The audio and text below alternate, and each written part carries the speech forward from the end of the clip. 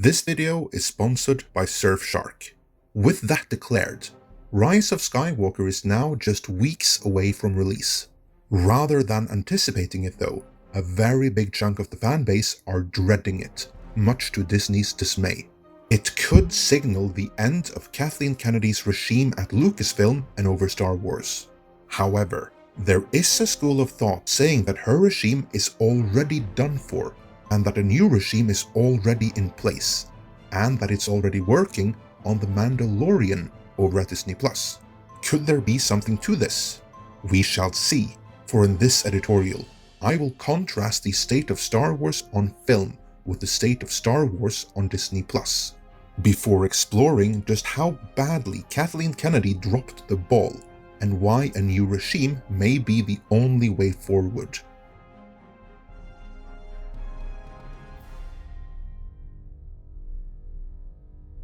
Star Wars used to be the greatest entertainment brand on the planet. The turning point was Rian Johnson's The Last Jedi. After a massive opening, which indicated the audience goodwill was still there, it dropped like a stone and ended up grossing nearly $740 million less than The Force Awakens. You all know what happened since.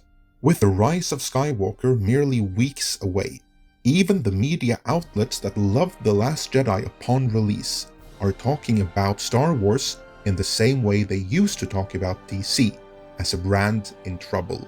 But there is still a sliver of hope.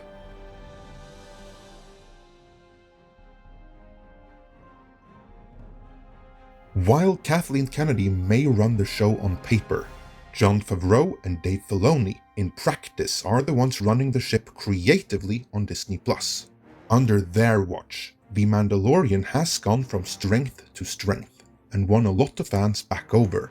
That series really might be something of a new hope, so in light of Episode 9's imminent release and the backlash it could provoke, they better hurry up making Disney Plus available in the rest of the world as well, because so far, Disney Plus and The Mandalorian with it is only available to audiences in the continental United States.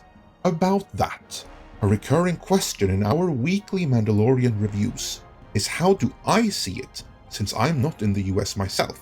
Before we move on to how Kathleen Kennedy messed up and betrayed both George Lucas and Bob Iger in the process, let's briefly address that.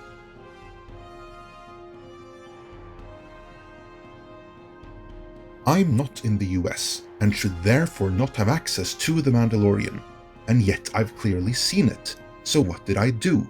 Did I put on a pirate hat and sail the high seas? I didn't have to, because I actually have a Disney Plus subscription, just as I have a Hulu subscription, which is also only available in the US.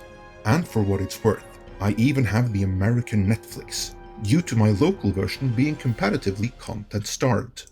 So I don't need to sail any high seas, because I use the same method of obtaining my entertainment as YouTube content creators located in, for instance, China, where YouTube is outright banned employ to be YouTubers, namely VPN.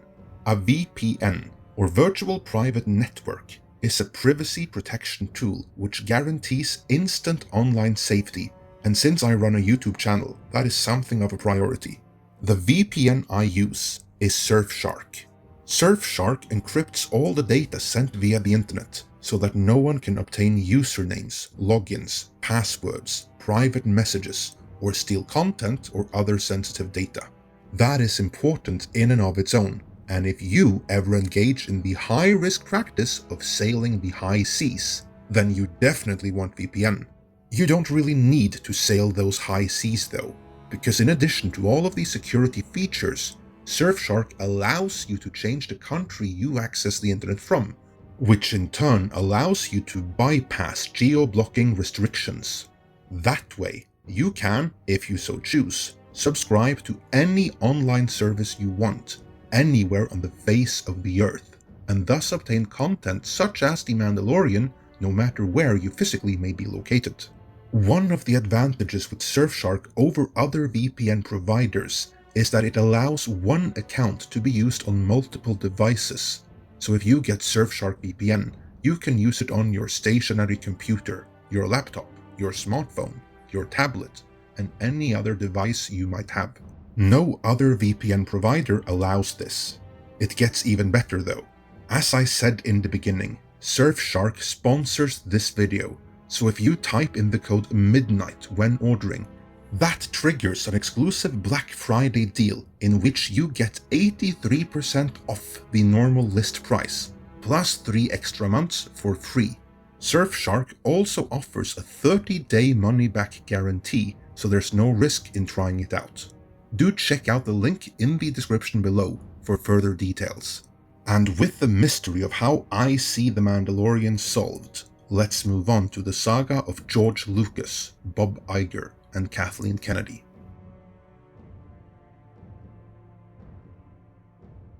As we've covered previously, George Lucas agreed to sell Lucasfilm and Star Wars with it because he had no plan of succession. He wasn't getting any younger, he wasn't getting any fitter, and while he has children who would inherit ownership of the company, he has no children who could run it and continue his life work. That is what Bob Iger of Disney fame could do for him. Take Lucasfilm off his hands and preserve and continue his life work and legacy, in return for so much money that his children would never want for anything. However, Iger made it clear to Lucas that when Disney bought Lucasfilm, they bought it wholesale. They could call on him to consult, but Lucas was no longer in charge. Disney was. The time when he could spend however long he wanted, developing whatever he wanted, however he saw fit, was over. Star Wars was no longer his, and this was a very bitter pill for Lucas to swallow. While he did sign the contract, I don't think he wanted to accept that part of the deal, because he did 2 things before he signed the dotted line. The first thing he did was write outlines for 3 more movies, the basic story and main beats for the sequel trilogy as he envisioned it. Iger agreed to buy these treatments from him, but without any kind of promise that they would be used. I think that might have contributed to Lucas installing someone he thought would be loyal to him and protective of his vision at the top of Lucasfilm before the deal went through. So Disney would be stuck with this person in the acquisition. That way, Lucas would still have an advocate in Lucasfilm after Disney took over the company. His theory was sound. It fell apart in practice though, because the person he appointed for this role was Kathleen Kennedy.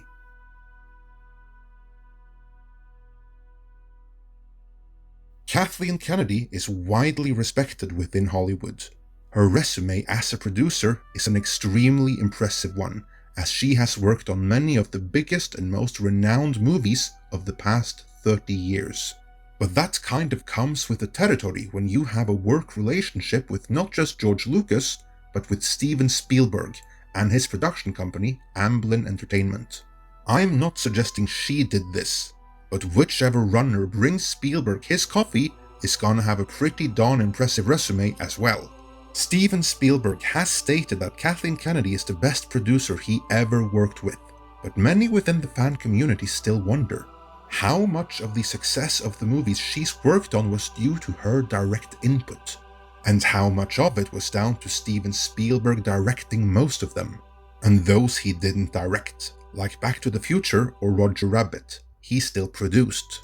However skilled she may be as a producer, Kathleen Kennedy had little prior experience running a company the scale of Lucasfilm, and there is nothing in her resume to suggest that she's a fan of or even understands Star Wars. She does have that resume though, so Lucas might have known that Disney wouldn't overturn her appointment the moment they took over. But any hope he might have had that she would protect his vision and act as an extension of him under Disney-owned Lucasfilm was quickly dashed.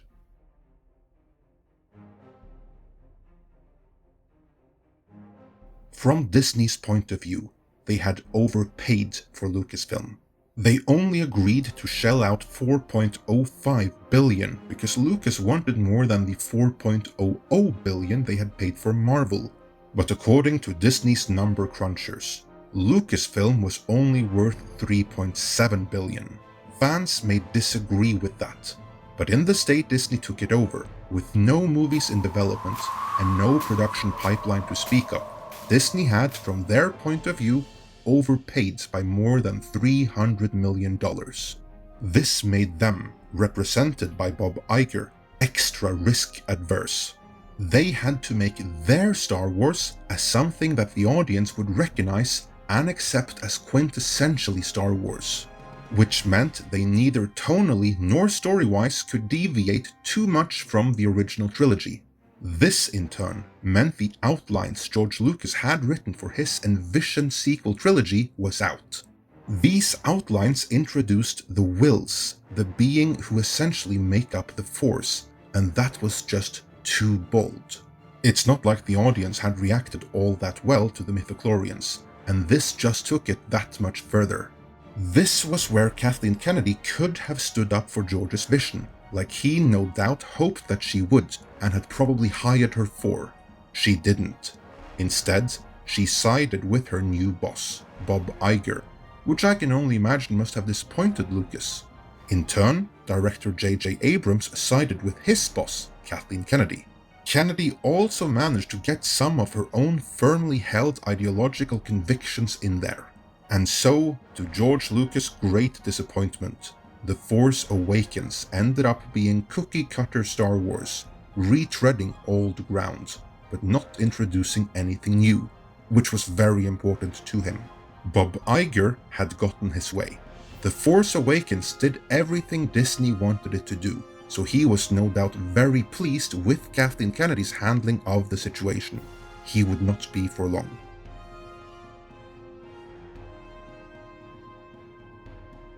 In Rian Johnson, Kathleen Kennedy found someone who shared her political and ideological beliefs, and who had no qualms about getting all in, putting it on screen. In her already notorious interview with Rolling Stone magazine, Kennedy said about The Last Jedi, "Obviously, we don't want to just keep making the same movie over and over again. I mean, I love what Rian did. It's an absolutely wonderful movie. I think he's an extraordinary filmmaker, and I really appreciated the bold moves that he did make." These bold moves that she's referring to were summed up by Kylo Ren on screen. Let the past die. Kill it if you have to. Notice the contrast between that statement and its implications, and Bob Iger's express intention for Disney Star Wars to be the safe cookie-cutter Star Wars fans were used to. He wanted it so safe that even the treatments written by George Lucas himself were rejected for being too bold. Yet Kathleen Kennedy allowed Rian Johnson to boldly end Star Wars as audiences knew it. I can only imagine that the success of The Force Awakens must have given Kennedy free reins to do what she wanted, but Iger must have been very disappointed with what she chose to do with that freedom. Namely, to break Star Wars. She probably did not intend to break Star Wars, but one only needs to look at everything that happened next to see that she did. Iger did not take it well. In an interview with The Hollywood Reporter in late 2018, Iger first time uttered the face-saving cover story that they put out too much too fast, where Star Wars is concerned. He took responsibility for this, and then made it clear that for all things Star Wars, the buck stops with him, Bob Iger, and not the head of Lucasfilm. Which essentially means that while not formally demoted, Kathleen Kennedy had been relieved of responsibilities. As she increasingly came under fire, Iger did not stick up for her or defend her in public, even once. When her contract was renewed for 3 more years, Disney did not put out a press release announcing the fact. Instead, Kennedy's own camp had to leak it to the press, as if it were a dirty secret from behind the scenes. We've since heard that Kathleen Kennedy couldn't be fired due to the optics of the situation, but what appears to have happened is that she has increasingly been sidelined. While more and more people associated with Marvel, a Disney success story of Bob Iger's making, have suddenly showed up behind the scenes at Star Wars. Not in Episode 9 itself, but on Disney+, and in as of yet unannounced movies beyond Episode 9. And they may very well be the last hope for Star Wars after Episode 9 is unleashed upon the audience. I assure you, Kathleen Kennedy did not recruit them. These are Marvel guys that Iger has faith in, because they've delivered the goods for him before, time and again. Kathleen Kennedy's contract expires in 2021. I do not think this contract will be renewed. Not even if Episode 9 shocks us all by turning out decent. She told Rolling Stone magazine that what happens in the future, and how long and how much longer I do this, I don't know yet. I'm looking at all of that. Meanwhile, The Hollywood Reporter openly speculates, to the point of hinting, that Jon Favreau, Dave Filoni, and Michelle Redjwan will be taking over Star Wars. If so, the new regime is already in place, and we already see their work in The Mandalorian. But the, in all likelihood, outgoing regime still has Rise of Skywalker to put out, and who knows how that will go down with audiences. Will you be able to give Star Wars under new management a shot, or could the damage be too great at this point? Let me know your thoughts in the comments. And before you go, remember to head on over to this video's sponsor, Surfshark, and use the promo code MIDNIGHT to get 83% off the normal list price, plus 3 extra months free of Surfshark VPN. Link is in the description.